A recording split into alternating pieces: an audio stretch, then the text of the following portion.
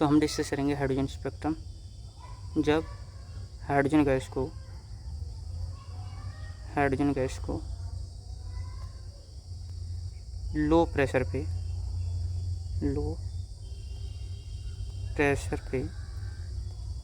Discharge tube में electric charge supply किया जाता है तो उससे रेडिएशन रिलीज होता है। इस रेडिएशन को प्रिज्म से पास करने पर, ये हमारा प्रिज्म रहा,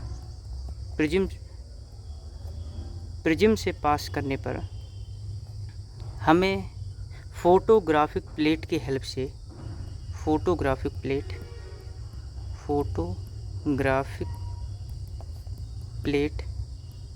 हेल्प से वेवलेंथ के अकॉर्डिंग नंबर ऑफ लाइंस मिलती हैं।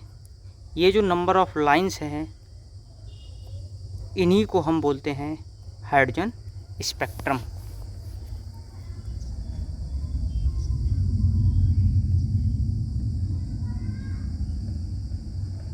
When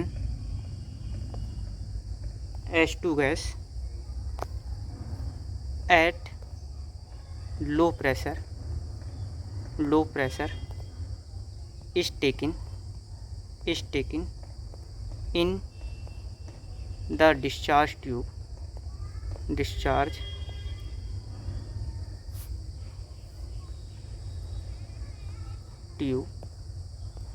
on passing electric charge, a spectrum is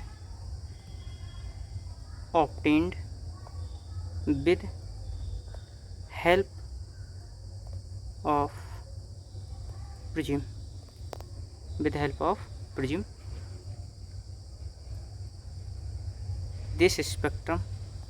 This spectrum is called hydrogen spectrum.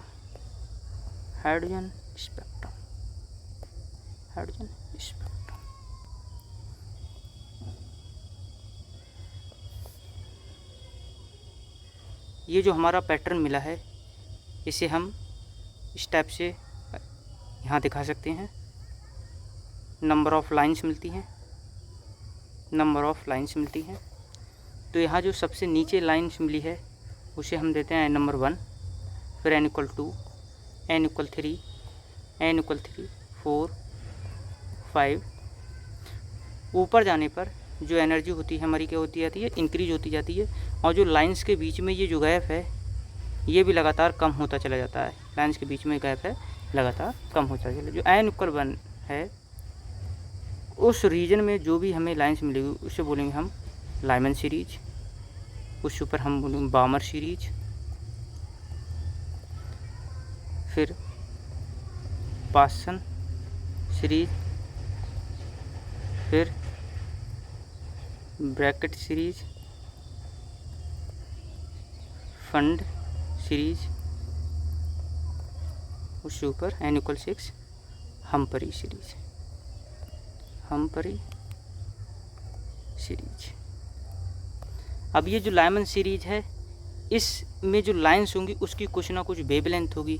तो ये जिस रीजन में मिलती हैं इनकी वेवलेंथ जिस रीजन से मैच करती है जो बोलेंगे हम यूवी रीजन, यानी कि अल्ट्रावायलेट।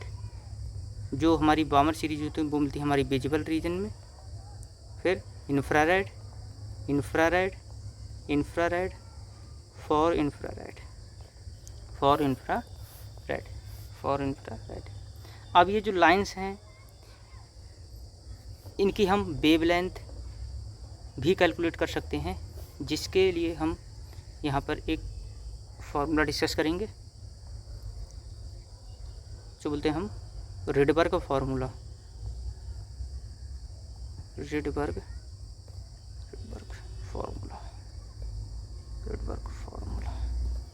क्या है यहाँ,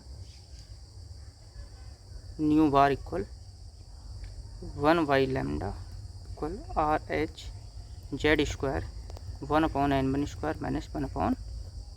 n2 का स्क्वायर। इसे हम थोड़ा रफ कर लेते हैं,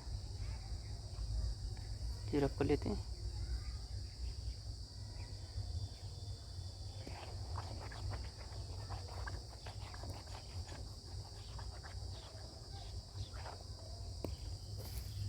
ये जो हमारा फॉर्मूला है nu equal 1/λ RH Z square 1/n1 minus 1/n2 square. यहाँ न्यू बार क्या है, ये हमारा है wave number, nu bar wave number, lambda represent wavelength, RH Rydberg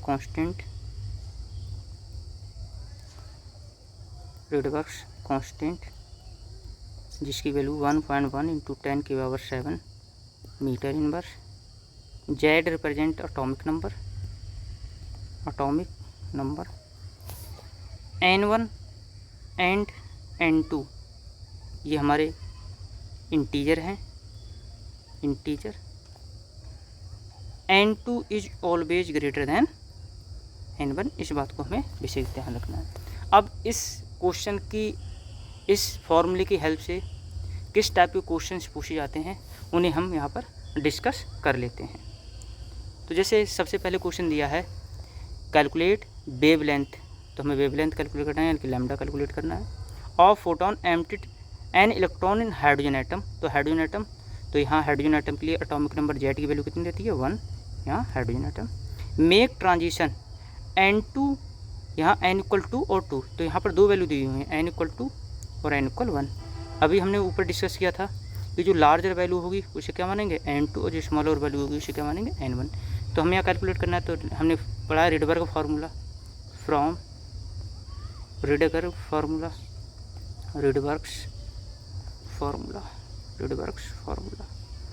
new bar 1/λ equal RH Z square 1/n1 square minus 1/n2 square. अब हमसे यहाँ wavelength calculate कर रहा है, तो ये वेव नंबर का टर्म है, इसे हम इग्नोर कर देंगे। तो 1/λ RH जेड की वैल्यू पुट कर देंगे, यहाँ 1 है, 1 का स्क्वायर 1/n1, n1 कितना है 1, 1 का स्क्वायर कितना रहेगा 1, 1/n2 कितना है 2, 2 का स्क्वायर कितना रहेगा 4 रहेगा, तो 1/λ सॉरी। अब यहाँ से सॉल्व कर लेंगे हम, तो ये हो जाएगा 4 और -1, तो ये 1/λ आ गया हमारा 3h/4। अब इसे पलट देंगे, पलटने पर ये क्या हो जाएगा लैम्डा इक्वल 4/3/RH। हमने ये RH के टर्म में कैलकुलेट कर लिया। नेक्स्ट क्वेश्चन है हमारा, करें कैलकुलेट वेवलेंथ कैलकुलेट करनी है हमें, यानी कि हमें लैम्डा कैलकुलेट करना है। Second line of बामर series of helium plus ion, तो हीलियम तो के लिए जेड कितना होगा 2, ये किसी के लिए होगा हीलियम की एटॉमिक नंबर की बात करें। अब पूछ रहे हैं तो सेकंड लाइन बामर सीरीज की, तो हमें सबसे पहले स्पेक्ट्रम यहाँ पर नोट करेंगे जो अभी, तो n = 1 n = 2, तो 1 किसे रिप्रेजेंट कर रही थी हमारी लाइमन सीरीज के लिए, सेकंड किसे रिप्रेजेंट कर रही थी हमें बामर सीरीज के लिए, तो ये इससे ऊपर क्या थी n = 3 n = 4 n = 5 and so on. अब हमसे पूछा है यहाँ पर सेकंड लाइन, तो सेकंड लाइन तो फर्स्ट लाइन कहाँ से आएगी देखो, और इन्होंने ये बोला बामर सीरीज, तो हम लाइमन की बात नहीं करेंगे, डायरेक्ट बामर देखेंगे, यानी कि एक वैल्यू हमारे यहाँ n = 2 रिप्रेजेंट करी बामर सीरीज। तो फर्स्ट लाइन, तो 3 से जब हम 2 में आएंगे तो ये हमारी होगी फर्स्ट लाइन, और अगर 4 से जब हम 2 में आएंगे तो ये हमारी कौन सी होगी सेकंड लाइन। तो यहाँ पर हमें 2 वैल्यू मिली सेकंड लाइन के लिए, 2 वैल्यू मिली, तो n की वैल्यू मिलेगी 4 और n की वैल्यू मिली 2। अब कौन सी वैल्यू ज़्यादा है 4 ज़्यादा है, तो इसे 2 मानेंगे और इसे मानेंगे 1।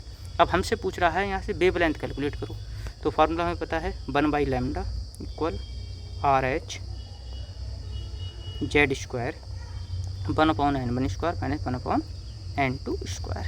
1/λ RH जेड कितना हीलियम के लिए 2, तो 2 का स्क्वायर 1/n1, 1 कितना है हमारे पास 2 का स्क्वायर माइनस 1/n2 कितना है 4, तो 4 का स्क्वायर। इसे हम सॉल्व कर लेंगे तो ये हो जाएगा 2 2 जा 4, 4 RH। इसे सॉल्व करेंगे तो ये 1/4 माइनस 1/16। इसे हम सॉल्व कर लेंगे आगे फर्दर, 4RH 16 माइनस 4, यहाँ से ले जाते हैं 4RH इंटू ये जगह 12/64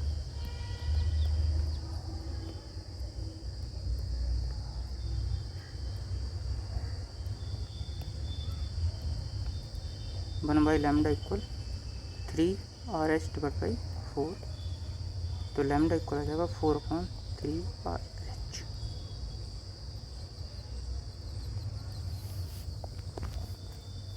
नेक्स्ट क्वेश्चन हमसे बोल रहा है इन्होंने कि find lambda the series limit last line of Lyman series of lithium +2। तो लिथियम के लिए जेड की वैल्यू कितनी होगी 3। लिथियम यानी कि एटॉमिक नंबर को रिप्रेजेंट कर रहा है। हमसे पूछा है लास्ट लाइन, कैलकुलेट करा रहा है हमसे वेवलेंथ। तो लास्ट लाइन कहाँ से आएगी? अगर हम स्पेक्ट्रम को ड्रॉ करें तो हमने बोला ऊपर जाने पर एनर्जी क्या होगी, इंक्रीज होगी, और लाइंस के जो बीच में गैप होगा वो लगातार कम होता चला जाएगा। तो n = 1, n = 2, n = 3 and so on, ये वैल्यू चलती जाएगी। तो ये हो जाएगी n = इन्फिनिटी। अब लाइमन की बात करें, n = 1 किसे रिप्रेजेंट कर रही है? लाइमन सीरीज के लिए, तो इसकी लास्ट लाइन कहाँ से आएगी? इन्फिनिटी से आएगी। लास्ट लाइन कहाँ से आएगी? इन्फिनिटी से आएगी। तो एक तो n की वैल्यू क्या हो गई? इन्फिनिटी। दूसरा लाइमन सीरीज़ की इन्होंने बात की है, तो एक n की वैल्यू क्या हो गई? 1। कौन सी वैल्यू ज़्यादा है? इन्फिनिटी वाली वैल्यू। तो n2 और इसे कंसिडर कर लिया हमने n1। अब हमें कैलकुलेट करना है लैम्डा। तो रेटेबर्ग फार्मूला यूज करेंगे, 1/λ RH Z² 1/n1² minus 1/n2²। 1/λ RH Z है, 3 का स्क्वायर कितना हो जाएगा? 9। 1/n1 का 1 का स्क्वायर 1, 1/∞। ये 1/∞ का टर्म क्या हो जाएगा? 0 हो जाएगा। तो ये हमारा बचेगा 1/λ 9RH। डिनोमिनेटर 1 मानेंगे और इसे पलट देंगे तो लैम्डा की जो वैल्यू आ जाएगी वो आ जाएगी 1/9RH। ये हमारी वेवलेंथ की value in term of RH calculate कर लिया। नेक्स्ट हम यहाँ डिस्कस करेंगे क्वेश्चन। हमसे पूछा है लैम्डा मिनिमम और lambda maximum for Lyman series. तो अब हम इसे डिस्कस करते हैं हाइड्रोजन एटम के लिए। तो हम सबसे पहले इसे लाइन को ड्रॉ करेंगे।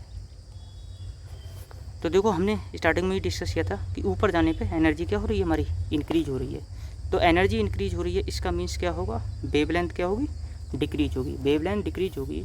तो अगर हम ये डिस्कस करें कि हमें मैक्सिमम वेवलेंथ कहाँ मिलेगी, तो मैक्सिमम वेवलेंथ क्या मिलेगी हमें? सबसे नीचे वाली लाइन में, लाइमन सीरीज के लिए। तो हम n = 1, 2, 3 और 4, 5 एंड सो ऑन, ये हमारी इन्फिनिट तक पहुंच जाएगी। यहाँ हमने नंबर ऑफ लाइंस की बात कर ली। अब देखो यहाँ पर हमें लैम्डा मैक्सिमम कैलकुलेट करना है। क्या करना है? लैम्डा मैक्सिमम कैलकुलेट करना है। तो लैम्डा मैक्स कहाँ मिलेगा? जहाँ एनर्जी मिनिमम होगी। एनर्जी मिनिमम कहाँ होगी? ग्राउंड पे, क्योंकि लाइमन सीरीज़ की बात कर रहा है। तो हम n = 1 की बात करेंगे।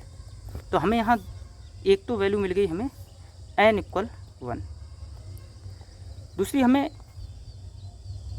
लैम्डा मिनिमम की अगर मैक्सिमम की बात कर रहा है तो सबसे ज़्यादा वैल्यू जब 2 से कहाँ आएंगे हम? 1 में। तो एक तो n की वैल्यू मिल गई। हाइड्रोजन स्पेक्ट्रम की बात की है, यहाँ पर हाइड्रोजन एटम की बात की है, तो Z की वैल्यू हुई 1। ये किसके लिए? हाइड्रोजन के लिए। यानी कि लैम्डा मैक्सिमम की अगर बात करें तो लैम्डा मैक्सिमम के लिए जो हमारी फर्स्ट लाइन होगी लाइमन सीरीज के लिए, वो किसे रिप्रेजेंट करेगी? लैम्डा मैक्सिमम को। तो यहाँ से हम कैलकुलेट कर लेते हैं 1/λ RH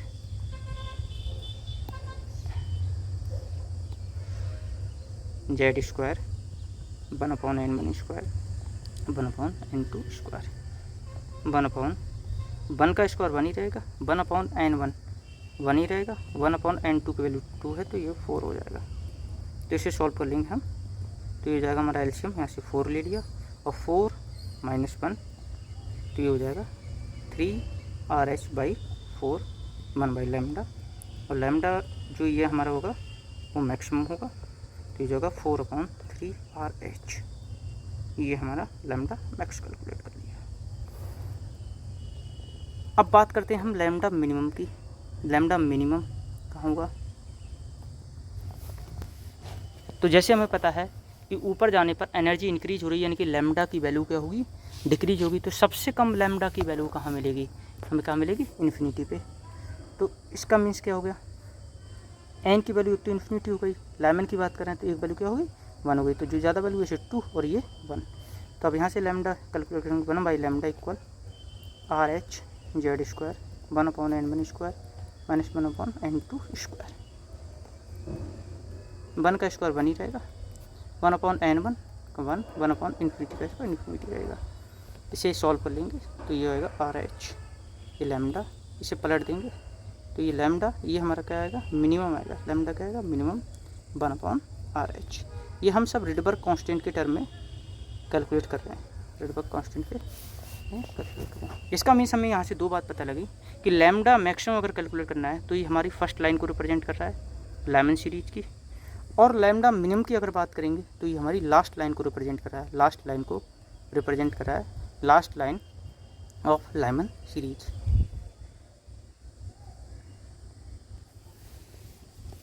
नेक्स्ट हम डिस्कस करेंगे यहाँ पर, करें if an electron make transition from third excited state to ground state, third excited state to ground state of beryllium +3 ion. तो बेरिलियम है, बेरिलियम +3, जेड की वैल्यू कितनी होगी? 4 होगी। वेव नंबर कैलकुलेट करना है हमें, ठीक है। और थर्ड एक्साइटेड स्टेट तो यहाँ पर देख लेते हैं 1 2 3 लाइन ड्रॉ कर ली। तो n = 1, n = 2, n = 3, n = 4 and so on. n = 1 ये हमारी किसे रिप्रेजेंट करी है? लैमन सीरीज की ग्राउंड स्टेट। ये हमारी क्या हो गई? First excited state. ये क्या हो गई? हमारी second excited state, second excited and so on, ये थर्ड एक्साइटेड स्टेट। तो यहाँ पर हमसे बोला है थर्ड एक्साइटेड स्टेट, तो थर्ड एक्साइटेड स्टेट में n की वैल्यू कितनी है? 4। तो यहाँ पर n की वैल्यू हमने क्या लिख दी है? 4। अब to ground state, ground state में n की वैल्यू कितनी है हमारे पास? n की वैल्यू है 1। कौन सी वैल्यू ज़्यादा? 4। तो इसे 2 मानेंगे, इसे क्या मानेंगे? 1 मानेंगे। वेव नंबर तो 1/λ RH Z square 1/n1 square minus 1/n2 का स्क्वायर। अब यहाँ से वेव नंबर पूछ रहा है तो इस वाले टर्म को हम इग्नोर कर देंगे। तो वेव नंबर RH के टर्म में कैलकुलेट करेंगे, Z 4 का स्क्वायर माइनस 1/n1, 1 का स्क्वायर 1, n2 4 का स्क्वायर 16 हो जाएगा। इसे कैलकुलेट कर लेंगे हम। RH 4 4 जा 16, एलसीएम लेंगे 16, 16 - 1, इस 16 से 16 कैंसिल हो जाएगा, ये बचेगा 15 RH। ये वेव नंबर की वैल्यू कैलकुलेट कर लिया।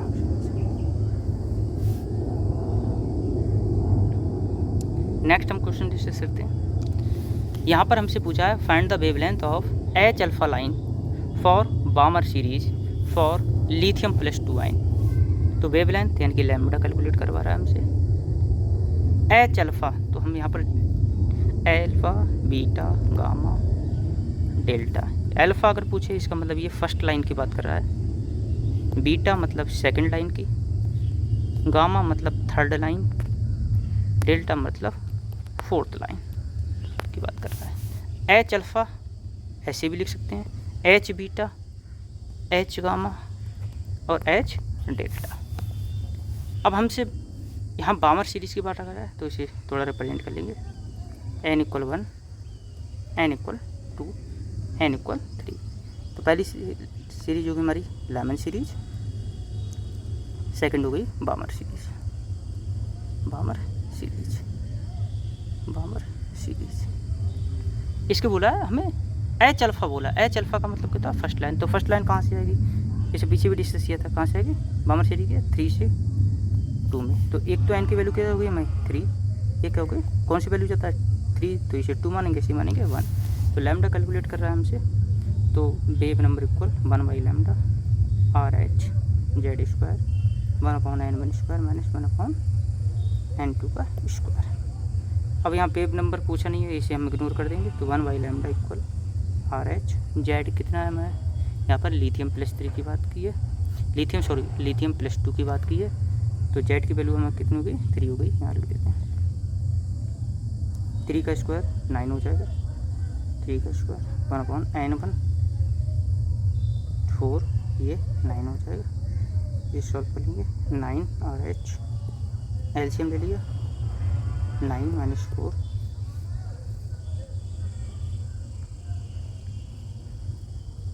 9 आर एच 36 9 बन जाए 4 7/λ इक्वल हो जाएगा 5 आर एच डिवाइड बाई 4। इसे पलट देंगे आर एच। तो यहाँ से हाइड्रोजन स्पेक्ट्रम के जो मोस्ट इम्पॉर्टेंट क्वेश्चन थे वो हमने डिस्कस कर लिए।